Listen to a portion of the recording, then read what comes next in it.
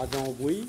Monsieur le maire, monsieur l'adjoint aux finances, voilà donc la présentation du budget primitif, c'est-à-dire prévisionnel pour 2020. C'est ainsi le premier budget d'une nouvelle mandature qui dit souhaiter changer les choses.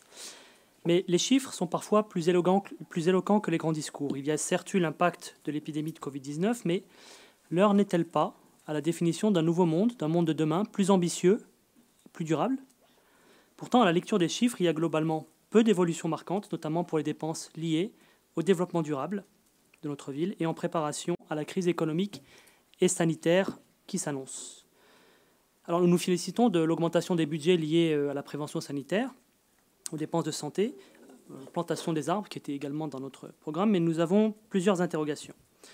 Dans un contexte d'aspiration forte à la démocratie directe, comme vous l'avez rappelé et comme l'ont montré le second tour des élections municipales, nous notons que les dépenses liées à la politique de citoyenneté sont en baisse et que parmi les seuls budgets en hausse, on trouve le budget dédié à accompagner les élus dans leur mandat.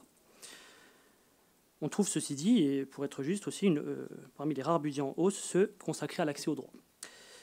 Malgré une crise économique et sociale à venir qui sera terrible, je pense qu'on est tous d'accord, le budget consacré à l'emploi, l'insertion et la formation professionnelle est lui aussi en baisse. Tout comme d'ailleurs celui consacré à la lutte contre le mal-logement. Nous notons aussi la baisse du budget du temps de midi, qui est certainement due à la baisse de la fréquentation. Toutefois, comme je l'ai dit, comme nous l'avons dit, nous souhaitons que ces budgets puissent rapidement évoluer à la hausse pour permettre très rapidement le passage à une alimentation 100% bio, issue de circuits courts, et permettre d'exclure définitivement l'achat de produits contenant des produits phytosanitaires. Enfin, nous notons une baisse marquée du budget consacré au développement urbain harmonieux et à l'accès à la culture, pourtant au cœur des préoccupations des Lantériens. Alors, afin de rester dans une démarche constructive, nous avons plusieurs propositions. D'abord, nous proposons que le budget de la ville puisse participer plus activement à la relance post-Covid. D'abord, je l'ai dit, en consacrant une part plus importante du budget à l'emploi, à l'insertion et à la formation professionnelle, pour répondre et préparer la réponse à la crise aux côtés de l'État et de la région.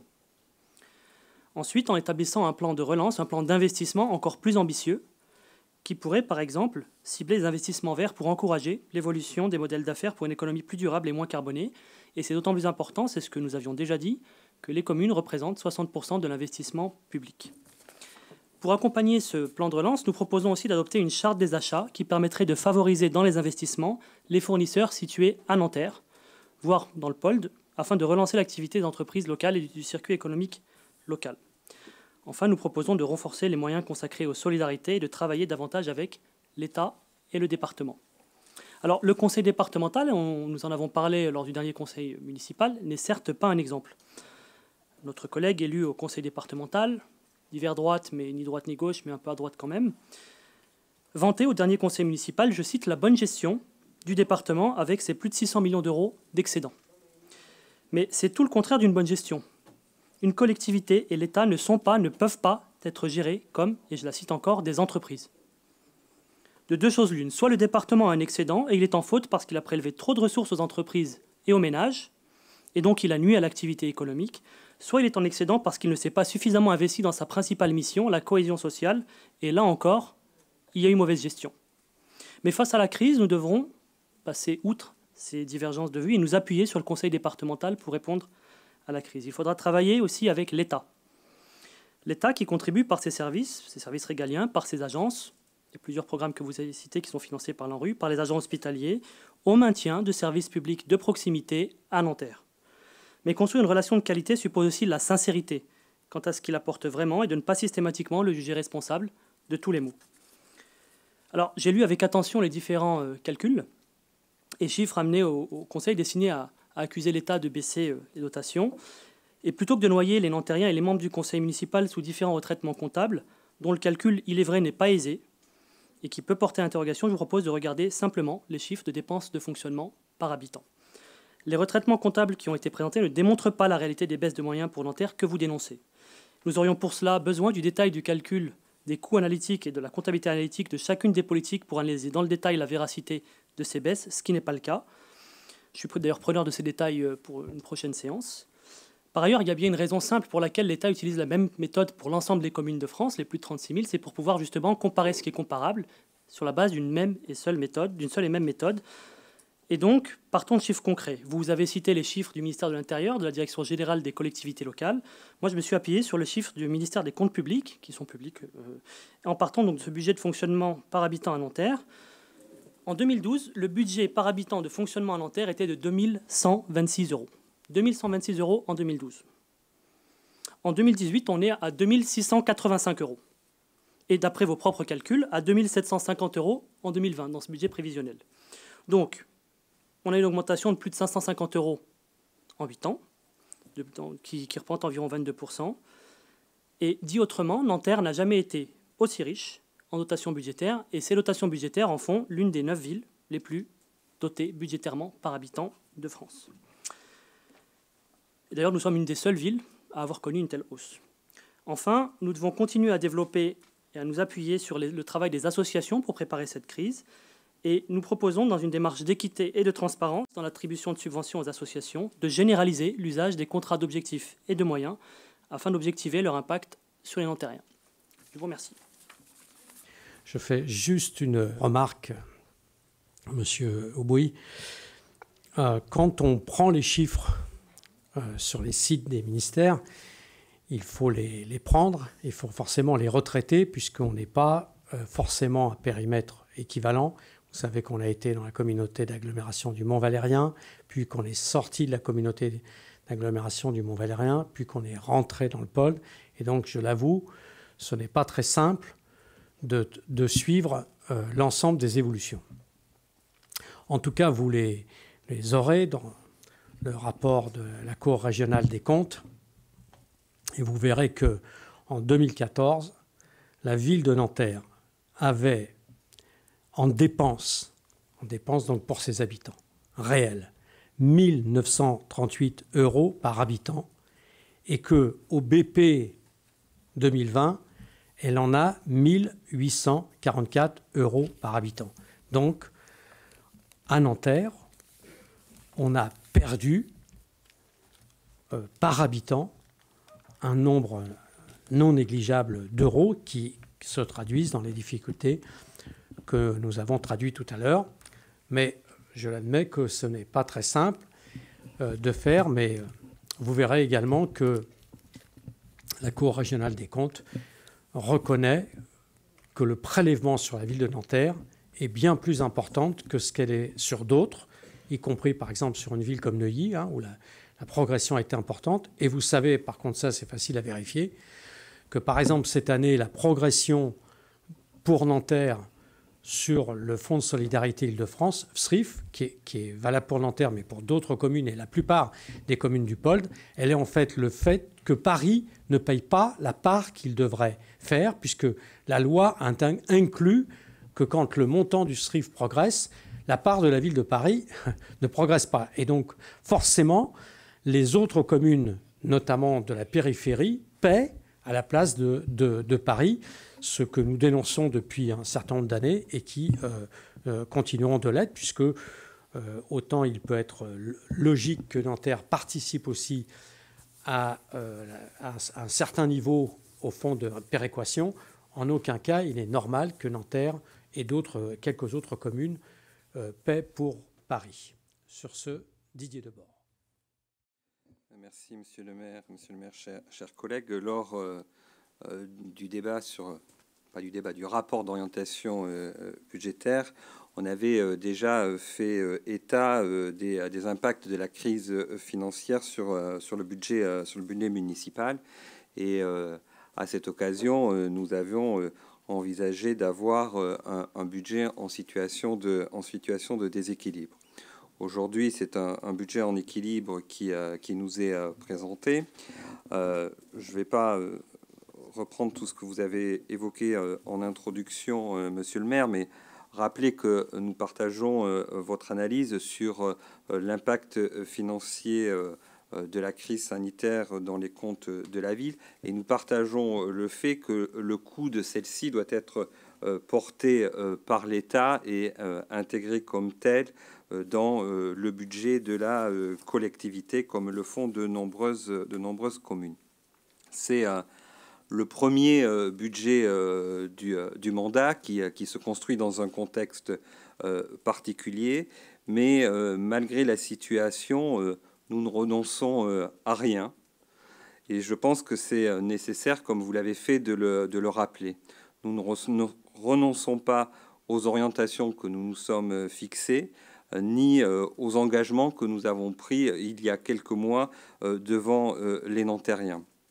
Nous ne renoncerons pas aux actions de solidarité qui sont portées par la majorité municipale pour accompagner les Nanterriens et les Nanterriens qui doivent faire face à une crise sans précédent.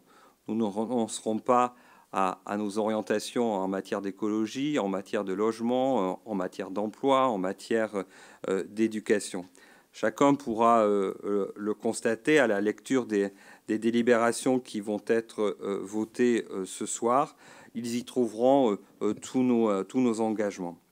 Je voudrais rappeler quand même les actions dites de solidarité qui sont portées en direction des commerçants. On évoquait le monde économique tout à l'heure, des associations. Je pense que nous n'avons pas à rougir de nos actions. Je voudrais aussi porter un petit focus sur la période estivale et sur les animations qui seront portées durant cette période pour compenser l'absence de départ en vacances d'un certain nombre de nos concitoyens frappés par la crise. Ce que je voudrais dire, c'est qu'il est proposé ce soir un budget que je qualifie de courageux et à la hauteur des enjeux. Nous y participons et nous le présentons ce soir avec fierté et satisfaction. J'entendais tout à l'heure dans l'intervention de M. Houboui sa volonté que la ville participe au plan de relance, participe à un plan d'investissement ambitieux.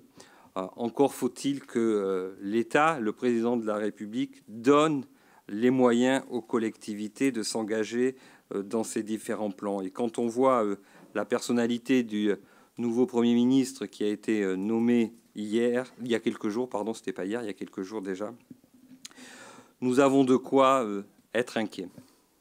Merci.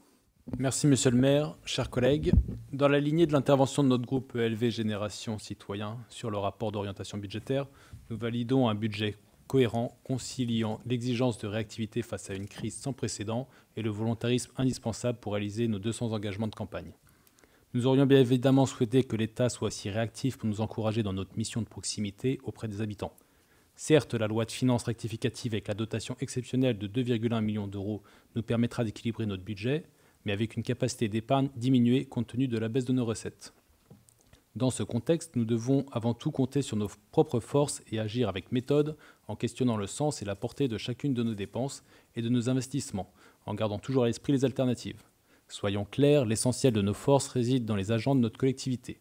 Dans ce contexte de mutation, il sera essentiel de veiller au bon déroulement de leur plan de formation en visant à obtenir les compétences optimum pour chaque poste. Des agents bien formés contribuent utilement à éduquer et sensibiliser la population à l'environnement. Nous constatons d'ailleurs que ce poste dans la section préservation des ressources et des milieux est passé de 55 000 € à 9 000 €.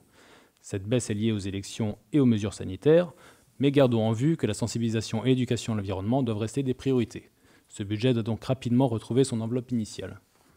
Des agents bien formés et mobilisés sur le terrain constituent d'ailleurs, selon nous, le remède le plus efficace à toute forme d'insécurité et d'incivilité. Nous actons le principe de recours à la vidéosurveillance, mais nous devrons sans cesse faire un comparatif de son efficacité par rapport à l'utilisation de moyens humains tels que les effectifs de la brigade de lutte contre les incivilités, les médiateurs et les gardiens d'immeubles. Cette année, 800 000 € ont été engagés pour l'installation de caméras et nous espérons que ces investissements seront au moins aussi efficaces que si ces sommes avaient été investies dans de l'humain. Rappelons qu'avec 800 000 €, il est possible de recruter une vingtaine d'agents de police municipale présents sur le terrain pour réguler et accompagner les usages de l'espace public. Nous sommes d'ailleurs preneurs d'un bilan régulier sur le sujet. Des agents utilement positionnés contribueront au succès de la mise en œuvre de la deuxième phase du PRIN au Parc Sud et du PRIR au Chemin de l'Île.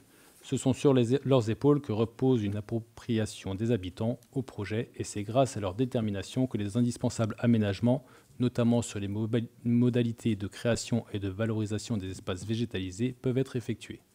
Nous nous appuierons sur leurs compétences pour que notre ambitieux programme de plantation d'arbres ne réponde pas qu'à des objectifs statistiques, mais à une stratégie de lutte contre le réchauffement climatique basée sur des critères scientifiques, notamment la séquestration de carbone, et une vision renouvelée de l'espace public. Les études en cours sur les îlots de chaleur urbains seront prises en compte pour affiner notre approche. Des compétences relationnelles seront bien sûr déterminantes pour le déploiement tant attendu du coffre-fort numérique et du pass numérique auquel nous sommes attachés pour diminuer la fracture numérique. Cela implique de poursuivre et d'intensifier nos partenariats avec l'ensemble des acteurs associatifs impliqués dans le domaine de l'action sociale, comme dans tous les champs de la vie citoyenne. Nous gagnerons également à nous appuyer sur l'énergie citoyenne des habitants qui ont prouvé toute leur capacité à mettre sur pied un ensemble de propositions concrètes et formant un tout indissociable lors de la Convention citoyenne pour le climat. Ces propositions ont vocation à être déclinées au niveau local. Je salue d'ailleurs les propositions de M. Houboui qui sont conformes à la devise d'En Marche sur l'environnement, fort dans les propositions, faible dans l'action. Il est ainsi regrettable que le gouvernement qu'il soutient ne le suive pas dans son ambition. On peut ainsi regretter que 3 des propositions aient été écartées d'emblée par le président de la République, ce qui est contraire à l'objectif qu'il avait lui-même annoncé de les appliquer sans filtre, et n'est pas respectueux du travail réalisé pendant 9 mois. L'Assemblée nationale a d'ailleurs déjà commencé à retoquer un certain nombre de ses propositions, comme le renforcement des malus sur les véhicules polluants ou la suppression des niches fiscales pour les énergies fossiles. Nous suivrons de près le sort de ces propositions en établissant un lien direct avec l'association créée par les citoyens et dont la vice-présidente Mélanie est nantérienne et fait partie des tirés au sort. Enfin, nous pouvons nous féliciter d'avoir vu la multiplication des villes dotées d'un programme ambitieux en matière de transition écologique, avec notamment Colombes, désormais dirigée par Patrick Chemovitch, élu Europe Écologie et Verts et militant aguerri. Cette nouvelle configuration offre des perspectives de coopération avec cette ville limitrophe à Nanterre, qui a pris un tournant inespéré il y a quelques mois encore. Vous l'aurez compris, mes chers collègues, dans ce contexte difficile, notre capacité à approfondir la relation d'échange et de confiance construite avec les agents, les associations et les habitants sera déterminante pour tenir le cap que nous nous sommes fixés. Au sein de cette assemblée largement renouvelée, nous devrons miser sur cette intelligence collective pour tenir nos engagements et poser des bases sereines pour les générations futures. Merci à vous. D'autres interventions ?